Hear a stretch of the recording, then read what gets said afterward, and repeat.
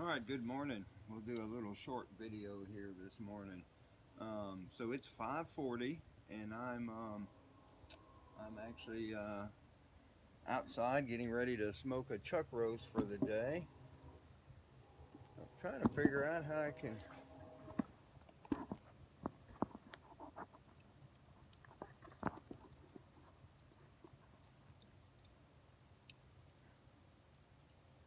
get you to see this fire, and I just can't. Don't have the height for it.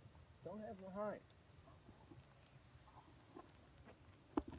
There we go. How about that? You can almost see it. There you go. Man staring into fire. That's been happening since man had fire. I'm quite sure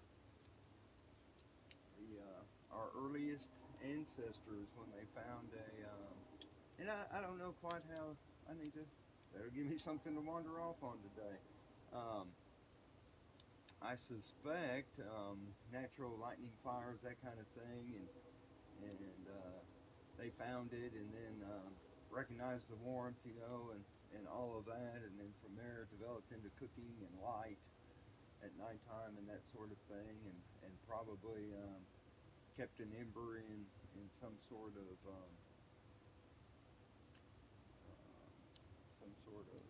container, and then use that to restart fires. But I'm sure if you think back, kind of cool, the very first people that found fire and realized the warmth made them feel better, or the light helped them see. So there were men, humans, not necessarily males, but men standing around fire, just like this. Anyway, kind of cool. Early morning ramblings. Anyway, I'm getting the egg fired up this morning. I'm going to cook a chuck roast here in a little while, get it on smoked low and slow. And I can't remember if you've had. I started experimenting with chuck roast probably about the time we moved into this house, when I first got the eggs, or maybe even before that with my old offset cooker. I just can't remember um, if you were here or if you've ever had one. But basically, you can take a 3 pound chuck roast, cook it pretty much like a brisket, and you come out with meat pretty much like a brisket. Very, very tender, very juicy. There's a lot of fat in a chuck roast, and you can chop it, you can slice it.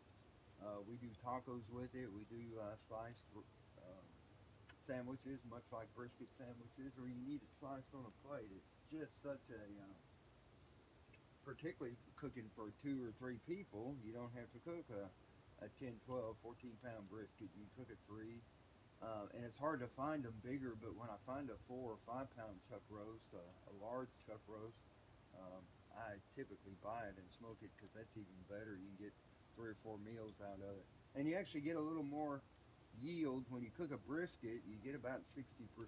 So a 10 pound brisket, you're going to end up with about 6 pounds of cooked meat. With the chuck roast, you end up with about 80%, 80 to 90, because there's fat marbling, but there's not as much fat cap and all of that. But anyway, don't want to get too technical with you. Right now, we're just staring into fire. It's 5:40, still pitch dark. Um, there are not many stars out. It's kind of going to be kind of cloudy today, I think, or mixed, partly cloudy. But anyway, Jambo is scurrying around out here. He's got some creature he's been stalking for about a week now, and I actually heard it move back behind the Camille's there. I'm not in the picture. There's my hand. So right back in there, I heard it move, and it may have actually even been a bird. The sound seemed to be up high, and we've had birds in the wintertime nest in these Camille's. So maybe a bird nest. I'll have to explore that once it's daylight. But anyway, um, so I wish that I started the video when I first lit the fire, but I did my two paper towel method. So you put two paper towels dipped in used oil, cooking oil. Um, you dip it about halfway, and then the paper part ignites the oil part, which takes a little more heat to ignite, and it makes a good solid fire. So right now, I'm going to move you just a minute. We've got a good solid fire. I'm getting ready to put my plate setter, which is the deflector, that makes this an indirect cook. I'm going to put it on and start getting my temperature set. So just a quick little video.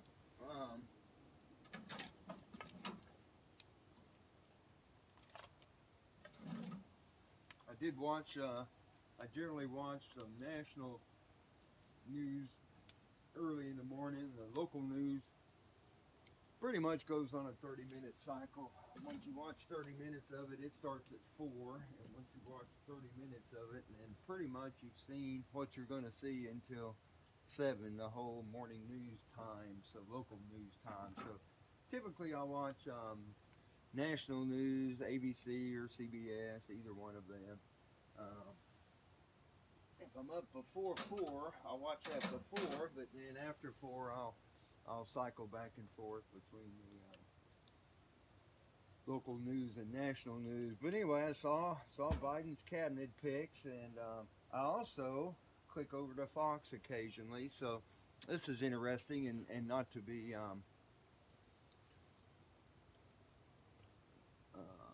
not to be negative, but you know, whatever.